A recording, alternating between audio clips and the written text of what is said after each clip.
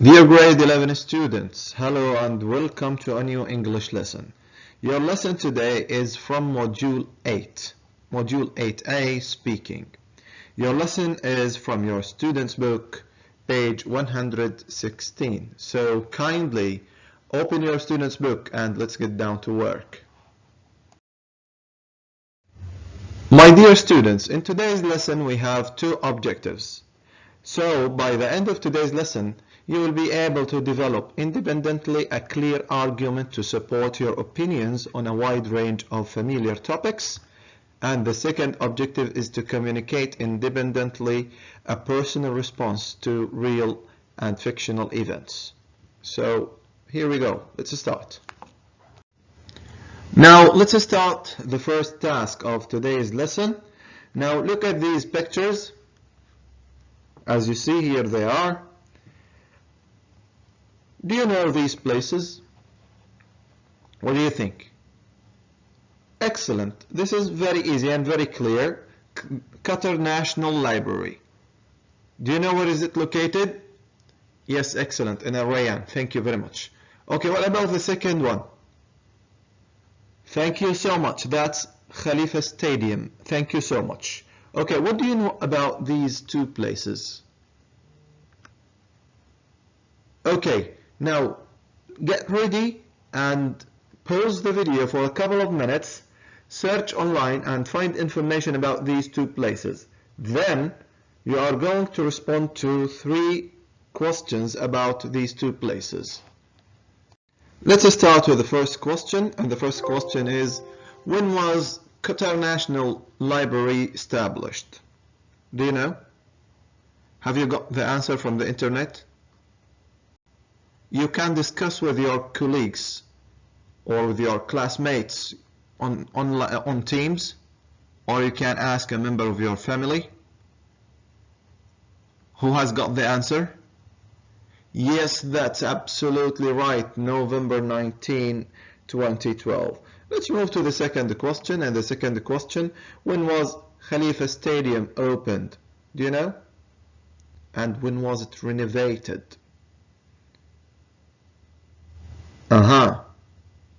When was it opened and then when was it renovated? Do you know? Have you found it?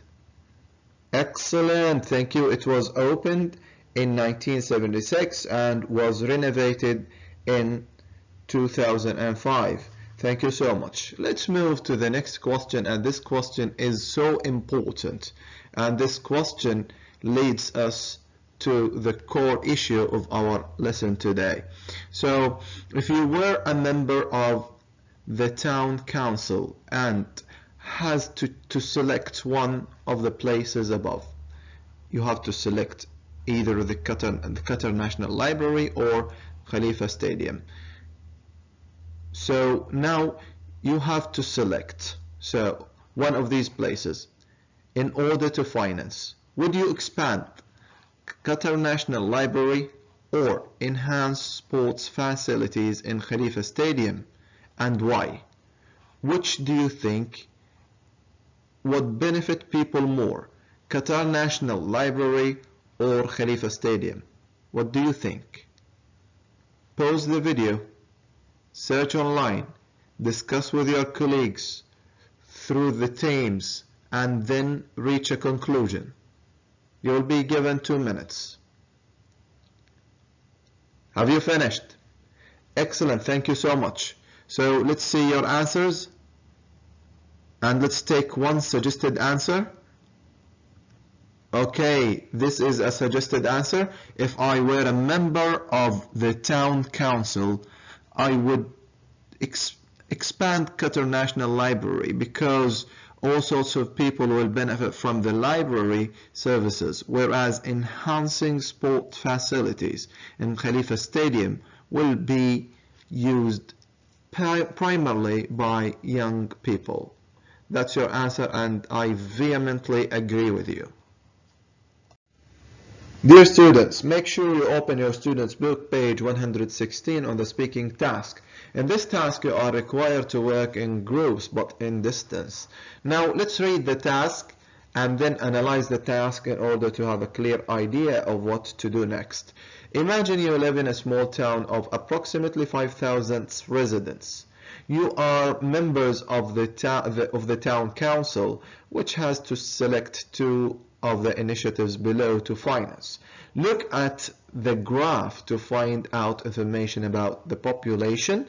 Discuss each initiative and who will benefit from it most. Finally, decide which initiatives or which two initiatives the town council will finance. The phrases and expressions in the boxes below may help you. So now the first question, how many residents live in that small town? Excellent, approximately 5,000 residents. So what the town council, or what do you do? What is your role? You are a member, or your group are members in the town council. Thank you so much. So what does the town council, or what has the town council to select?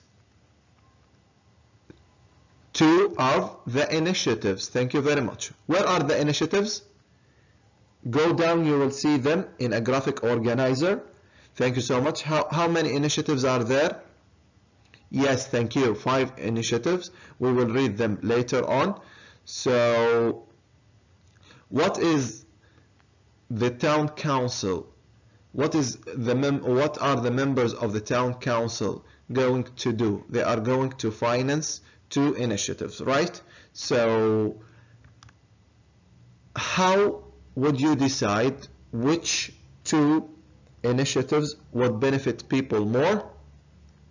By looking at the graph, finding out more information about people's age, and you can see the 2 figures here. The first one is a graph, and the graph shows the age of the population and the number of population as well according to the age. Then here we have the 5 initiatives.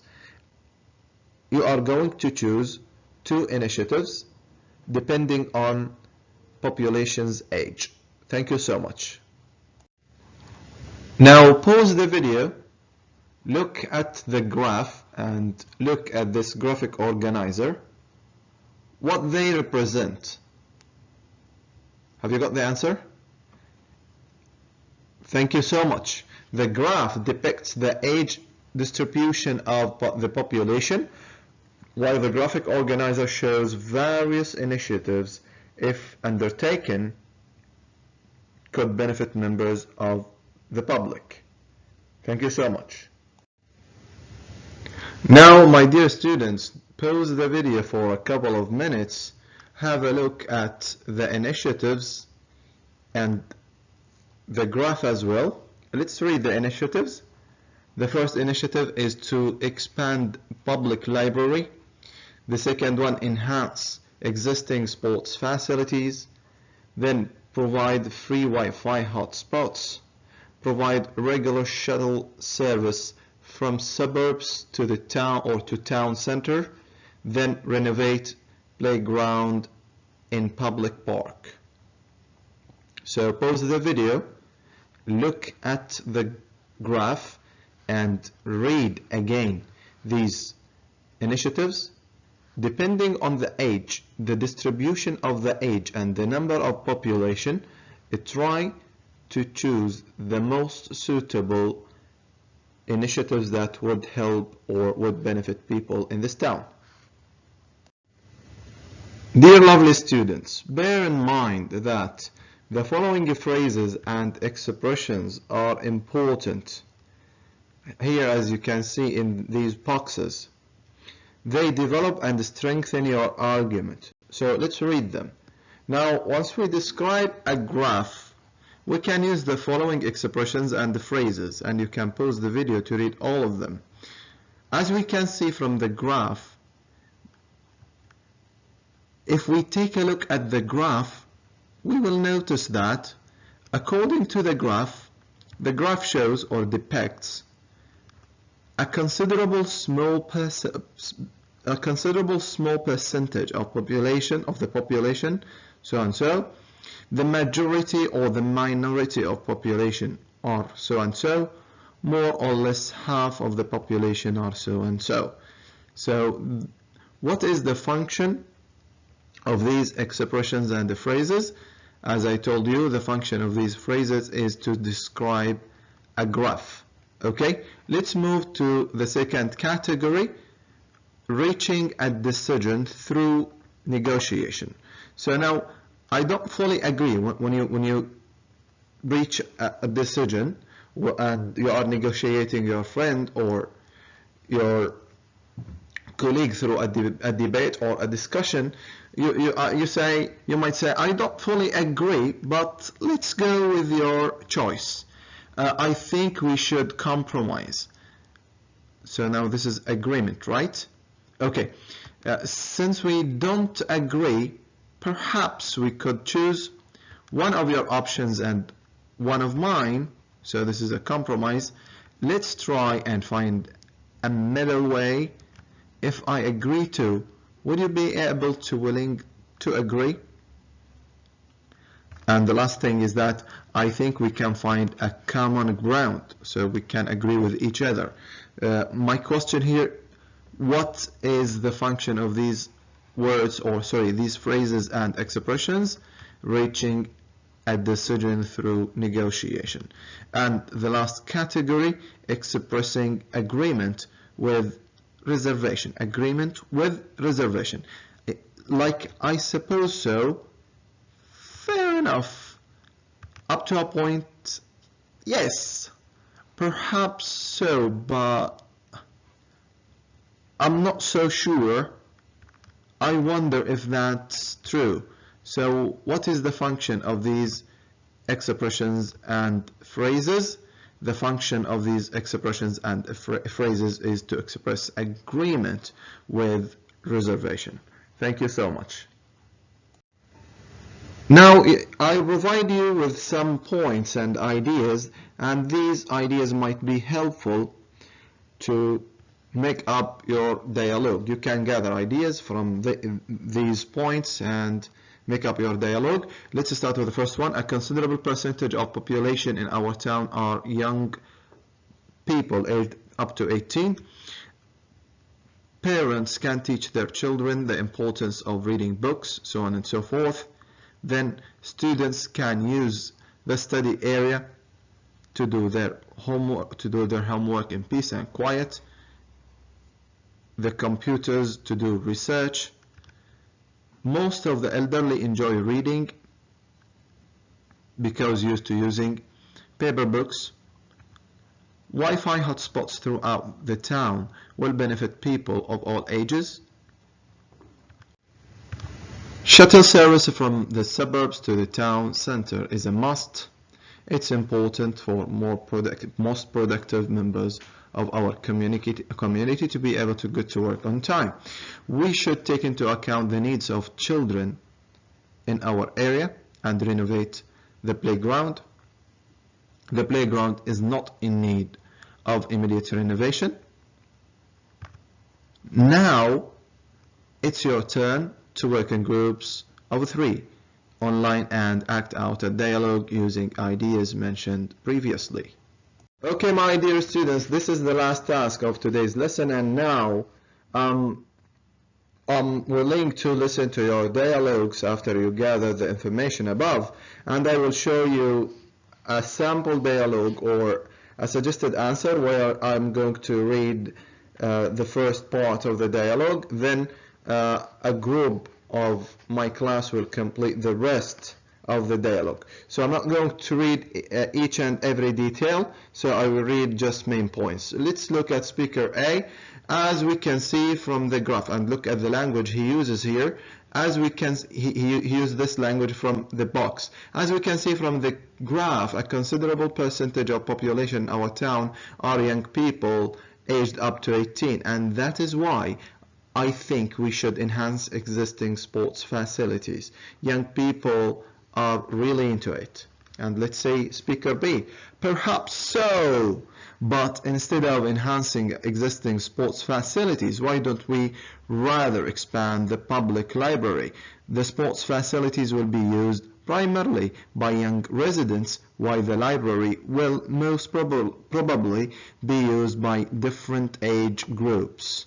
And this is his claim, and he has other claims. You can pause the video and read the rest. Then speaker C, I personally agree with you. I'm also in favor of providing Wi-Fi, free Wi-Fi hotspots throughout the town, and this will benefit people of all ages. They could use it for work, education, and pleasure.